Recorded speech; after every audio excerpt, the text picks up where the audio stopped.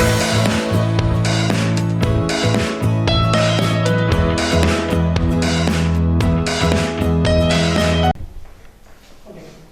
Similarly, if I take a concept of say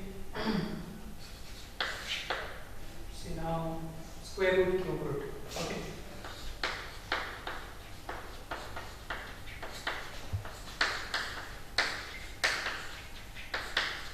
Square root and cube roots.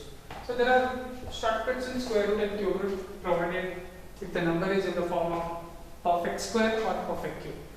And most of the case, the given problems in any competitive exam, maybe PGCET or any other competitive exam, all are in the form of perfect square and perfect cube. And their perfect square root and perfect cube root is possible. Very rare, say 5% chance that it is not a perfect square or not a perfect cube. Okay. So always perfect square roots are always in the form of nth root of x. Okay. Where x is what is called radical and n is called order. Okay. So where n is always equals to 2, then it is called square root. Okay. Similarly, if n is always equal to 3, then it is called cube root. Okay. Cube root. Okay. Radical is dependent. Okay.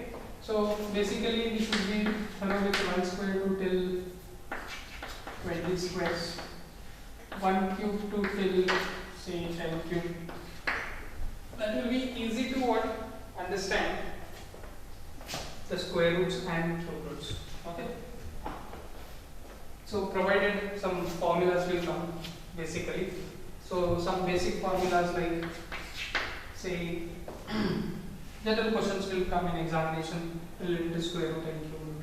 Say root of say 12 plus root of 10 plus root of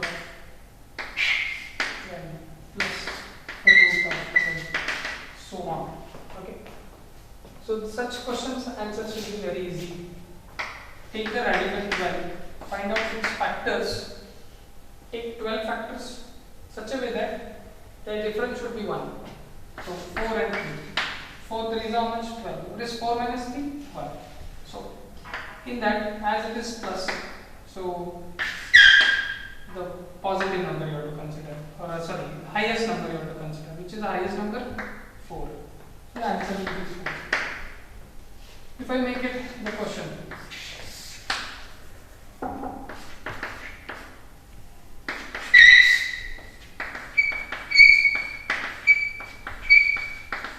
so on, then we can make it what? 56. Factors are 7, 8. 7 8s are 56. Where the least number is what? 7. Because of subtraction, the answer will become 7. Okay. Such questions will be there. And suppose the question is say root of 2, root of 2, root of 2, root of 2 till infinite times. Then the result will be the radical itself, that is 2. Okay. And if it is with finite. Okay. Suppose if you take the topic say surds and indices.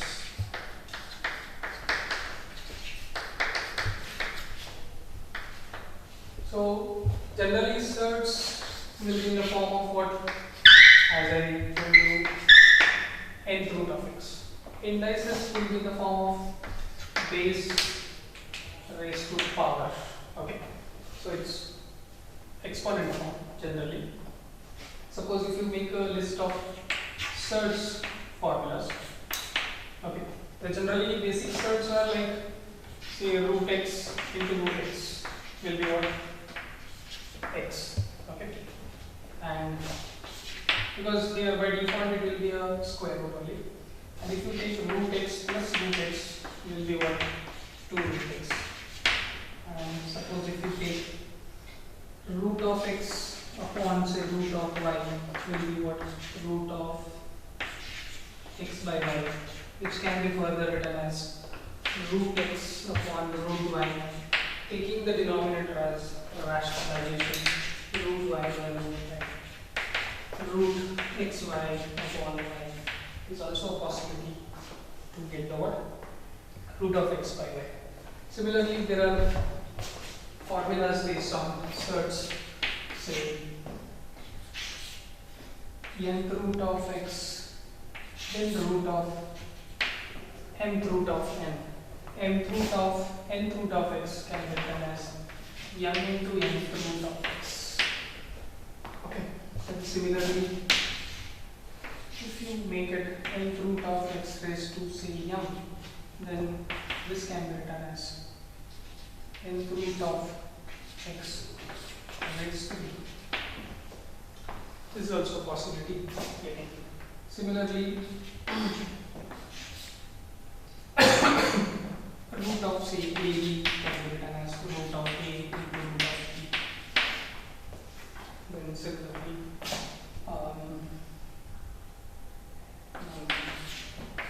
nth root of x raised to m can be written as x only because it will get cancelled. Similarly, any x to the power n or nth root of x is generally written as x to the power 1 by n. These all are surds related formulas. Okay. Then coming to what indices. So indices general basic formulas are a raised to m into a raised to n. Okay. A is generally what? A raised to m plus n. And a raised to m is a raised to m into n. Then a raised to m upon a raised to n is a raised to n minus n. Okay. Then ab raised to n is treated as a raised to n into b raised to n. Then a by b raised to n is a raised to n on b raised to n. Then similarly, x raised to 0 is always equal to 1. And more important, x raised to minus n, that is, if power is negative, if it reciprocates, it will become positive. So 1 by x raised to n. So this is how we convert the negative power into positive. So these are all the set of indices formulas which are required. These all are set of surds formulas required to solve the what? Surds and indices. So basically, to solve surds and indices, you should be very good in square root and cube root. There are shortcuts, we will deal it accordingly. So these are the list of surds and indices. Okay. Suppose the topic is say ratio and proportion. Okay. Ratio and proportion. Now in ratio and proportion, generally we call A is to B as a what? A ratio, where A is called consequent, B is called antecedent. Okay, so consequent and antecedent. Any generally A is to B ratio is written as A by B. Okay, so there are types of ratios like duplicate ratio, triplicate ratio, subduplicate ratio, subtriplicate ratio. So we'll see that. But first, any ratio, like suppose say 2 is to 3 is also equals to say 4 is to 6. Because this ratio I multiplied by 2 2s are 4, 3 2s are 6. Similarly, 32, 48. I multiplied 4 and 6 by 8. 4 8s are 32, 6 8s are 48. So still we can simplify this by say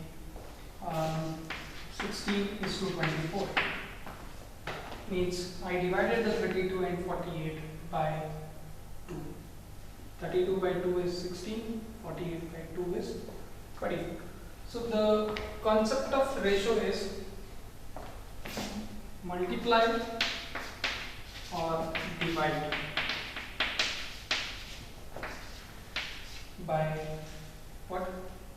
Same factor. Okay. Then the ratios are equal. So this ratio is also equals to this ratio because 16 by 8 is 2, 24 by 8 is 3. So again it is equal to the first. So all the ratios are equal. Okay.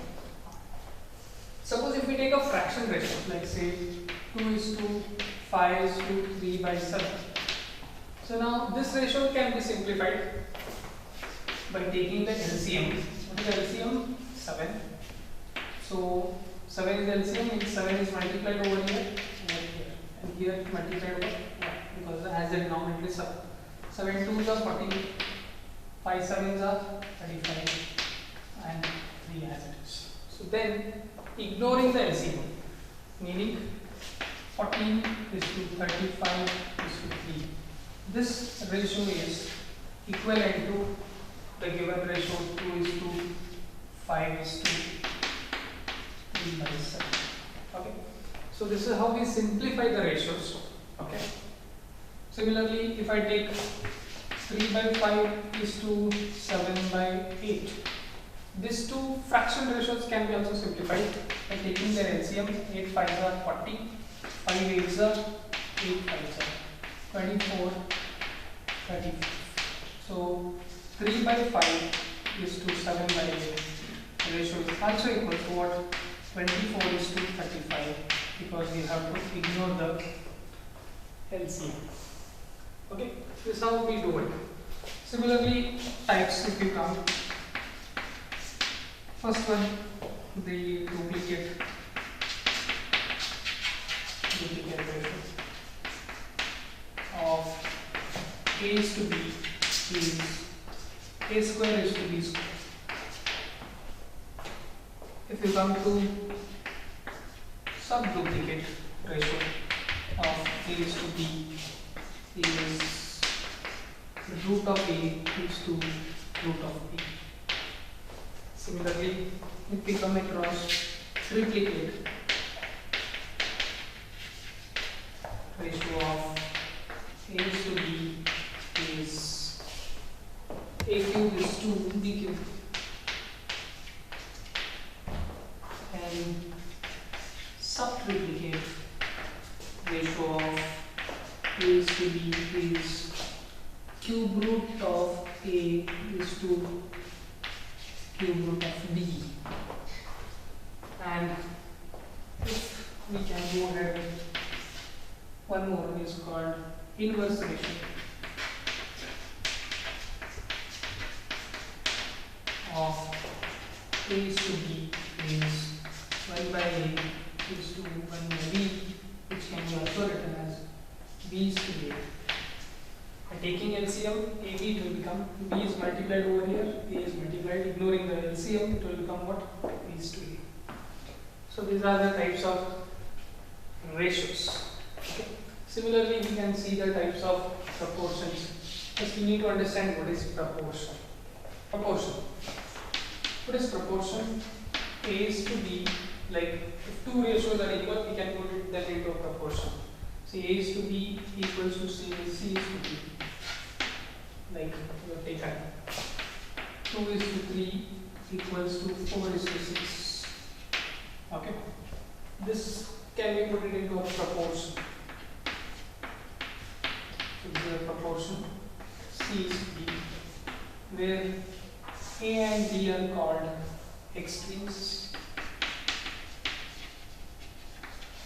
B and C are called means or mean terms, which all we studied in the school level. Okay, and always product of extremes is equals to product of means. That is A into B is equals to can check here.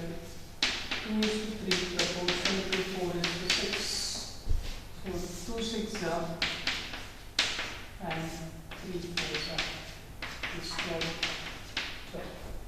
So this is what basic of proportions. But when we come across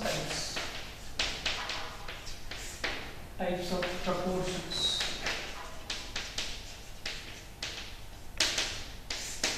so there are basically types called, first one is the fourth proportion.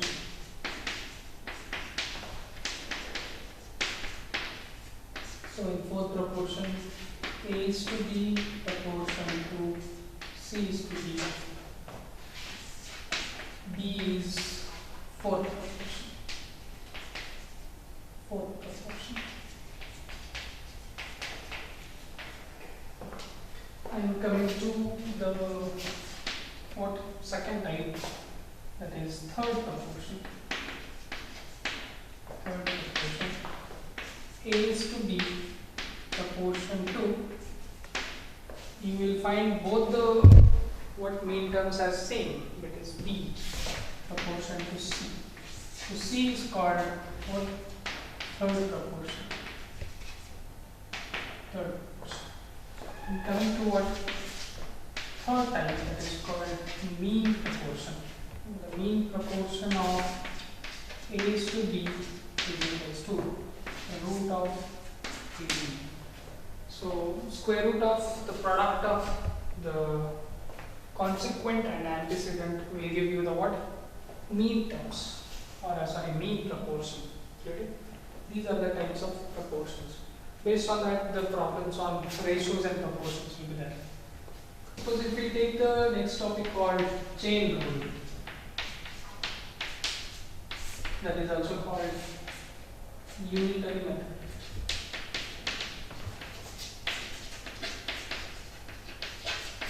So in chain rule, there are two things. One is called direct proportion,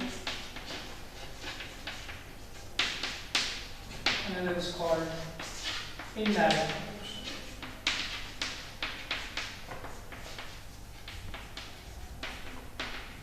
So it depends on the problem. Suppose, say, example, more work, more manpower.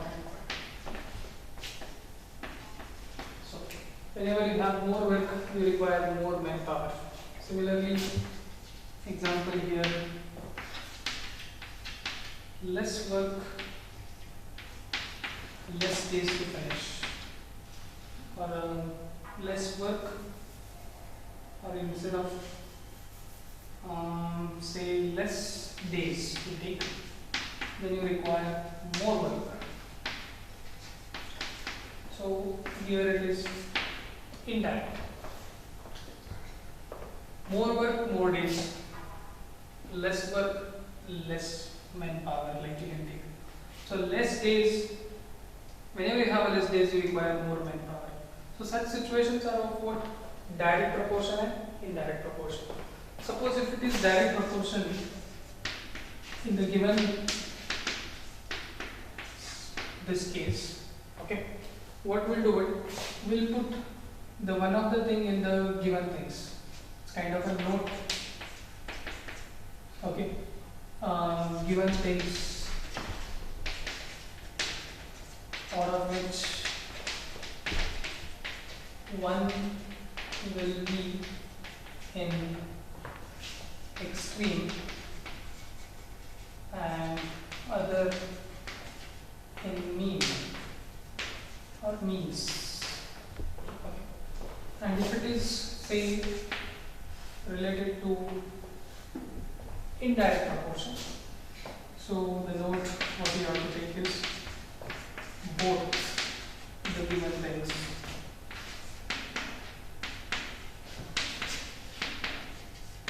must be in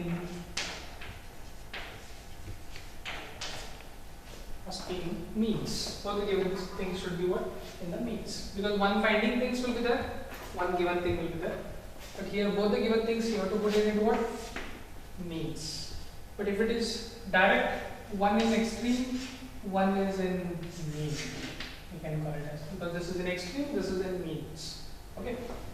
This is what you have to apply in chain rule. First of all, identifying the question. In the question, we need to identify whether it is a direct or indirect, and applying the strategy. Or else there is a shortcut formula. That formula will be, that is, say, suppose if it is related to, say, manpower, days, time, and work. Okay, or even if it is hours, also not a problem. So we'll call it as generally a time. Men, days, time, work. Similarly, men, days, time, work. Say in a given case, say M1 set of workers, D1 number of days, T1 number of time. In the finding thing, M2 set of workers and D2 days and T2 time, because it depends. Okay. To equate this, only we have to exchange the work. Here work to here work. If we exchange the work of first set of people and second set of people, then automatically their product will give you a solution to any kind of unitary method or chain rule. Okay. This is a shortcut formula. Okay, shortcut. But work is exchanged, then only they can be equated. Topic called average. Average is a one more simplest topic, where a simple formula based average. What is average? Is sum of observation upon total number of observation.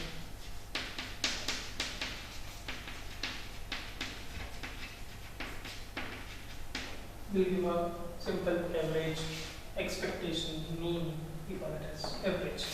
So, if we take a say example like question, a number and its square whose average is 5 times of a number. Average is 5 times of a number. So we can put this in a proper form to get the answer. So how many numbers are there?